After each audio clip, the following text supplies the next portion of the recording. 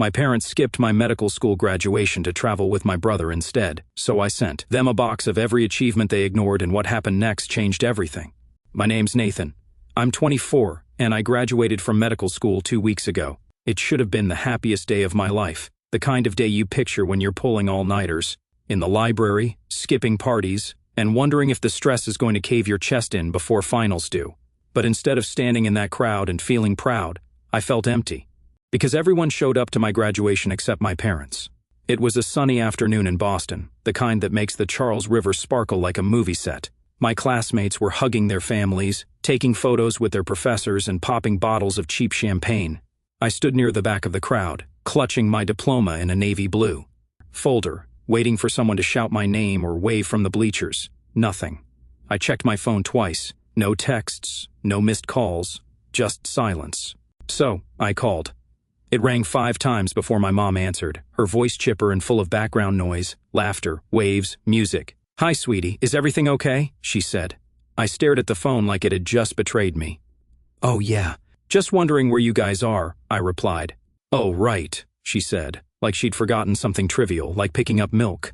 "We're on a cruise with your brother. He just got that new job offer, remember? We wanted to do something special to celebrate." I paused, letting that sink in. My parents had skipped my medical school graduation to go on a cruise with my brother, my younger brother Brian, who'd landed a mid-level sales job at a tech startup 2 weeks prior and had been bragging about it like he'd been named CEO of Google. I didn't yell, didn't cry. I just smiled, that tight-lipped smile you give when you're trying to hold in something sharp. "Then don't bother showing up to my future either," I said, and hung up. I didn't hear from them the rest of the day, not even a text. When I got back to my apartment that night, still in my dress shoes and tie, I took a box out of my closet. It was something I'd put together months ago during one of those long introspective nights when you realize you've been putting more into a relationship than the other person ever has. Inside the box were copies of every acceptance letter I'd ever received. Undergrad, med school, residency. Each one I'd excitedly scanned and sent to my parents over the years, only to get lukewarm responses, or sometimes nothing at all.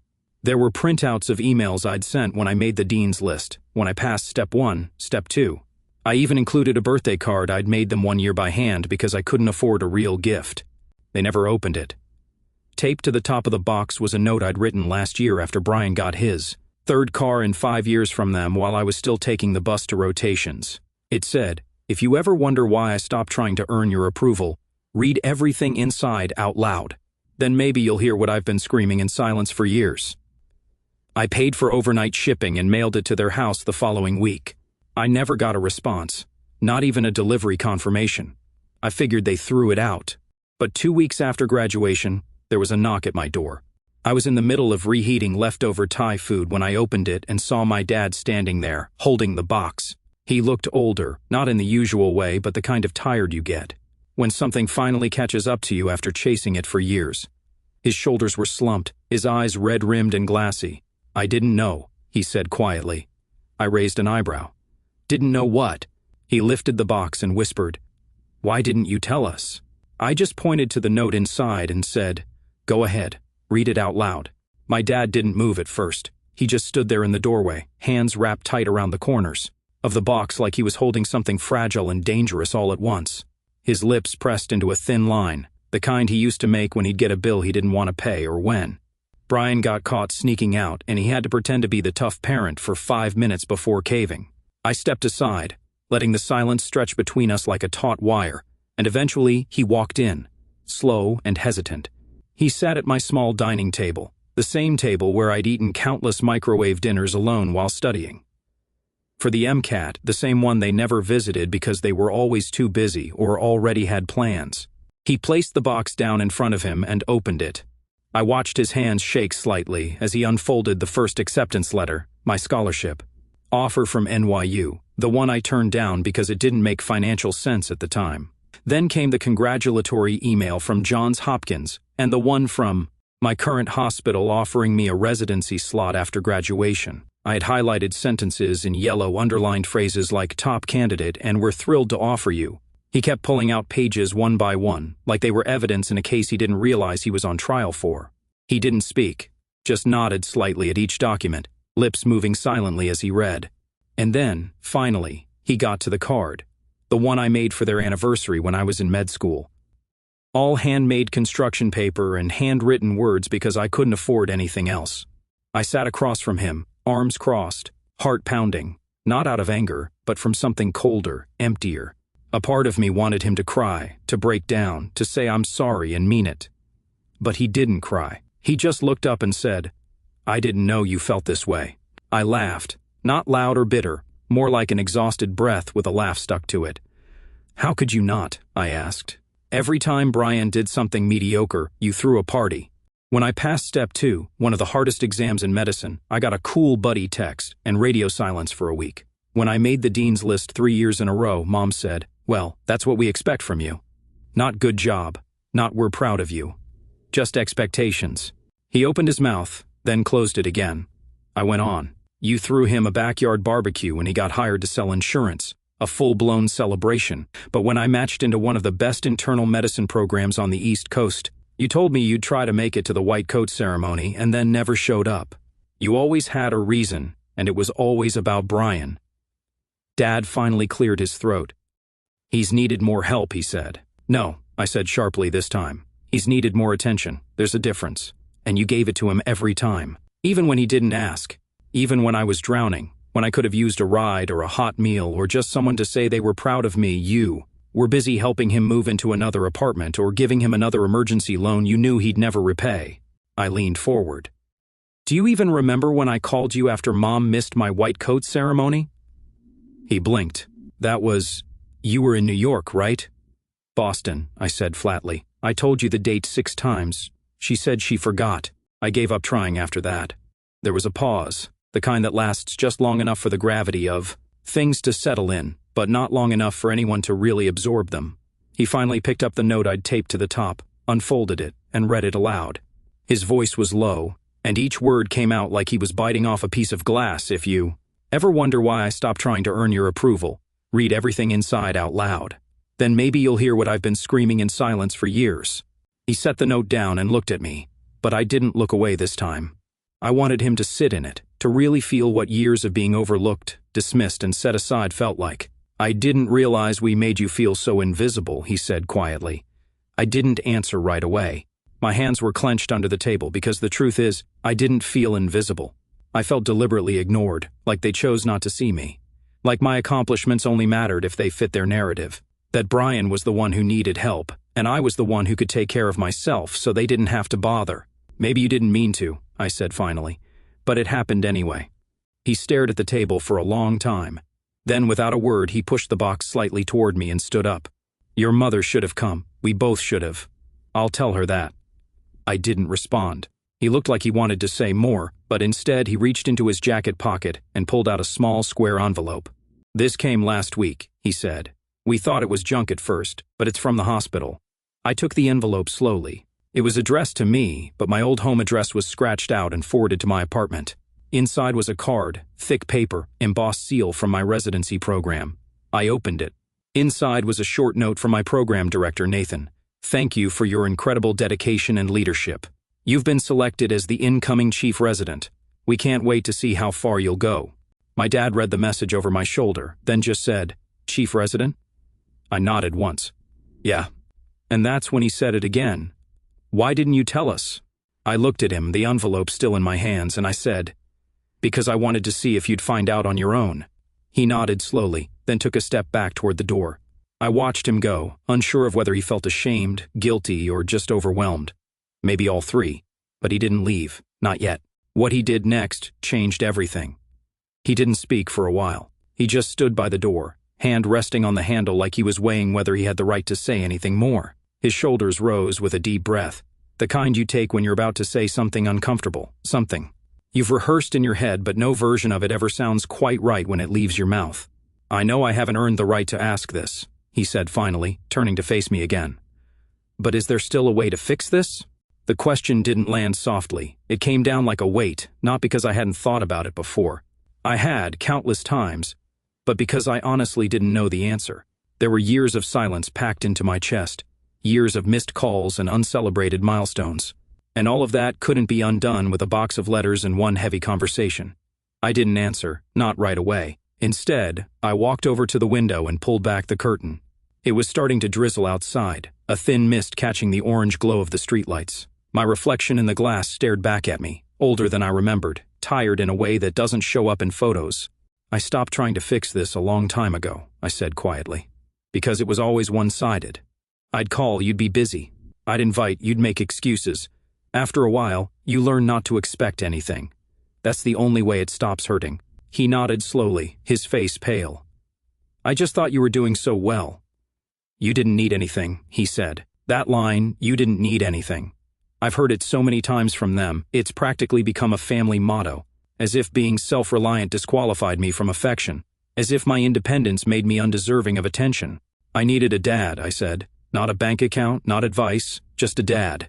Someone to show up, someone who gave a damn when I wasn't doing well, and someone who cared when I was." He walked back to the table, sat down again, and reached for something in the box. It was the hospital brochure for my interview day, creased and marked up with handwritten notes I'd made in the margins. He turned it over and read a scribble I'd written across the back. "Hope they see me. Hope I belong." He set it down and looked at me. "You always belonged. I don't know how I missed it." "You didn't miss it," I said flatly. "You ignored it." That landed harder.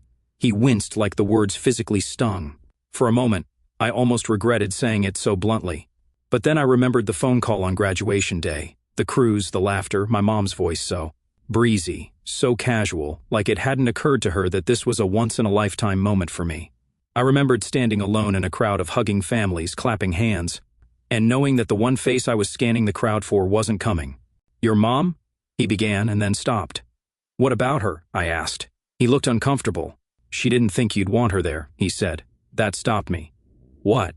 He hesitated. "She said you've always seemed distant, like we were just a burden to you. She thought maybe you didn't want us to come." I couldn't help but laugh, bitter and tired. She got that from me after she bailed on every important moment of my life for Brian's latest crisis, or spa trip, or whatever. I stopped calling because she never listened, and now she thinks I was the one pushing her away. He rubbed his face with both hands, like he was trying to wipe off the conversation. "I don't know, Nathan. I think maybe we both just got used to Brian needing more, and we assumed you didn't need anything. That you had it all together." "Do you know what that feels like?" I asked, stepping back toward him. "To spend your whole life being punished for being the one who has it all together. You don't get praise. You don't get support. You get expectations. And when you meet them, no one claps. And when you exceed them, they raise the bar. But if you fall, even once, you're a disappointment." He didn't answer. I could see his jaw tighten. His eyes were wet again. We sat in silence for a long moment. The rain was steady now, tapping against the window like fingers. I could hear the slow tick of the clock on the wall behind me, counting down something I didn't fully understand. Maybe patience, maybe time, maybe the last few ounces of hope I had for this relationship. Finally, he reached into his coat again. This time, he pulled out something I didn't expect. A photo. It was old, faded, and creased, but I recognized it immediately. It was from my 8th grade science fair. I was standing next to my project about antibiotic resistance, wearing an oversized button-up shirt and a shy grin. Next to me in the photo were both of my parents, arms around me. "I found this last week," he said softly. "I forgot we ever took it. You were so proud that day." I stared at the photo. I remembered that day too, not just because I won second place, but because it was the last time they came to one of my events without Brian dragging them along. The last time it felt like I was the priority. "I want to be better," he said. "I don't know how to fix this, but I'll try if you'll let me." Before I could respond, my phone buzzed on the table. I looked down and felt my stomach tighten. It was my mom. A text. "Dad told me everything. Please pick up if I call. We need to talk." I looked at my dad. He was watching me, waiting. For what, I wasn't sure. Forgiveness, permission, maybe a sign that it wasn't too late. But I wasn't sure yet because what I said next would change everything. I didn't reply to the text, not right away. I stared at it, read it again, then flipped my phone over so I wouldn't have to look at it. My dad was still watching me, patient but expectant, like a man who knew he'd already used up more than his fair share of chances, and was now waiting to see if he'd be offered one more. "Do you know what the worst part of all this is?" I said, after a long pause. He shook his head silently. "It's not the missed events or the excuses or even the way you always made Brian feel like the golden child," I said. "It's the fact that you thought I'd just keep accepting it. That I'd always be the one who understood, the one who made space, the one who put his needs last. You didn't think I'd ever stop trying, and when I did, it shocked you. My dad's eyes dropped. He didn't argue. He didn't deny it. That silence was its own kind of confession. I stood up and walked to the kitchen to pour myself a glass of water, partly to stall, partly because I needed something to do with my hands. My reflection caught in the microwave door, same tired eyes, same clenched jaw. I didn't recognize myself sometimes. I looked worn, like someone who had built a life out of hard work but had no one to share it with. Not really. I didn't come here to make excuses, he said behind me. I just wanted to be here for once. I turned around. Why now? He blinked. What? Why now? I asked again. You ignored every major moment for years. Why show up now? Because of guilt? Because of the box? He hesitated. Because of the silence. When you told us not to bother showing up to your future, it hit me. I didn't think you meant it. But then the box came, and I realized we weren't in your life anymore at all. I walked back over and sat down across from him again. You were never really in it, I said. He nodded once, solemnly. That's fair. There was a long pause. Then he said, She wants to see you. I didn't have to ask who she was. The word alone felt heavy, complicated. My mother, the woman who had once held me through the flu in middle school, who taught me how to tie my shoes, who then, at some point, decided that Brian's messy orbit demanded all her gravity. I hadn't seen her in nearly a year, hadn't spoken to her since Christmas when she called to ask if I'd help Brian. Cover a security deposit, not to wish me happy holidays, not to ask about my rotations, just a favor for him again. I don't know if I want to see her, I said. She's never apologized, not once. I think she wants to, he said. She's just proud, stubborn, and scared that if she tries now it'll be too late. I sipped my water. It might be. Another silence stretched between us, the kind that holds 100 unsaid things. Then my phone buzzed again. Another message. Nathan, please just talk to us. I know we failed you. I read it twice, and something in me cracked. Not forgiveness, not yet, but a loosening, a softening of that cold, hard knot that had lived in my chest for years. I didn't know what I was going to do, but I knew I had to face it. I couldn't keep dragging this weight behind me. I'll come by, I said finally, quietly, tomorrow. But if she starts defending herself or blaming me, I'm out. He nodded quickly. Of course, I understand. He stood slowly, as if unsure whether he should hug me or just leave quietly. I didn't offer a hug, and he didn't force it. He picked up the empty box and tucked the old photo into his coat pocket. When he got to the door, he turned back one last time. You're a good man, Nathan. I'm sorry we didn't help you become him. I didn't respond, just nodded once. The door closed behind him. The next day, I pulled into my parents' driveway for the first time in nearly 2 years. The house looked the same. Beige paint, worn-out shutters, a lopsided mailbox Brian had broken while backing out too fast a few summers ago. I parked, cut the engine, and just sat there for a minute, breathing, heart racing. When I knocked, my mom answered. She looked older too, but not in the way you hope your parents will age. Peacefully, gracefully. No, this was the brittle kind of aging. The kind that sets in when regret takes up residence. Her hair was tied back, her hands wrung nervously. Nathan, she said, almost a whisper. Hi. She stepped aside to let me in. The living room was quiet. No TV on, no smell of coffee or candles like there used to be. It felt still, uncertain. We sat at the dining table. Her eyes scanned my face like she was trying to read a language she'd forgotten. I'm sorry, she said before I could even sit fully. I know that doesn't fix anything, but I need to say it. I nodded. Good start. She let out a breath. I think I convinced myself for years that you didn't need me, that you were already so strong, so capable, and your brother, he always needed more. I let that blind me. I'm not saying it was fair, I'm saying it was a mistake. A long pause. Not a mistake, I said. A choice. You chose him over me, again and again. She nodded, tears brimming. You're right, I did. And I was wrong. For once, she didn't try to explain or justify, she just sat with it. I know I don't deserve to ask you for anything, she said. But I hope someday, maybe, we can rebuild something.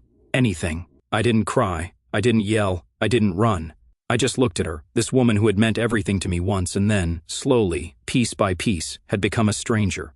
I don't know what that looks like, I said honestly. But showing up today is something. She nodded, wiped her eyes, and tried to smile. Do you want to stay for dinner? I stood. Not yet, but maybe next time. That was 3 months ago. Since then, things have been tentative. We're not a Hallmark family now, but my parents have shown up. They came to the white coat dinner I hosted for my new residents. They listened. They asked about my schedule, brought me food once when I was pulling overnight shifts. They even called, not to ask for something, but just to talk. Brian, unsurprisingly, wasn't thrilled. He called me dramatic, said I was trying to punish everyone for not worshiping my every achievement. I didn't even get mad. I just blocked his number. I don't owe him anything, not anymore. As for me, I finally feel lighter.